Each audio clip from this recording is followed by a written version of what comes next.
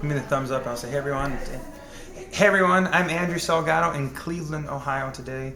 If you don't know anything about my music, you can check it out at andrewsalgado.net. It's a little bit of a lot of different things. I wasn't focused on being country, folk, or pop. I just wanted to make something that was real and honest to me. So check it out on iTunes, Amazon, CD Baby, or andrewsalgado.net. So what's your background? Talk about that a little bit and how you started. It's an interesting background. My grandpa was a truck driver and listened to nothing but Merle Haggard and Waylon Jennings, and so I got into old school country music. Then my dad was Puerto Rican, so I got into Latin stuff, and my mom was huge into Elvis and Shania Twain. We celebrate Elvis' birthday, which is January 8th every year. And then my grandma was just into a lot of different things, and so when you look at that huge collection, it just was natural for me to have a unique sound. Right.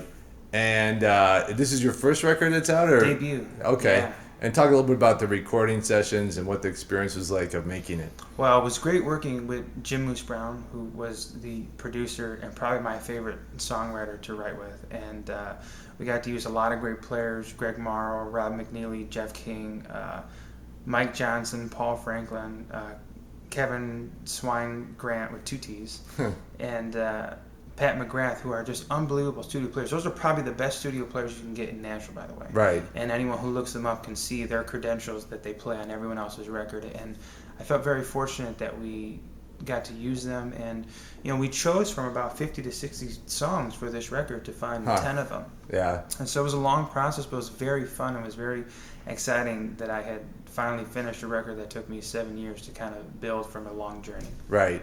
And you're in town for the entire weekend. Tell us a little bit about what you're up to.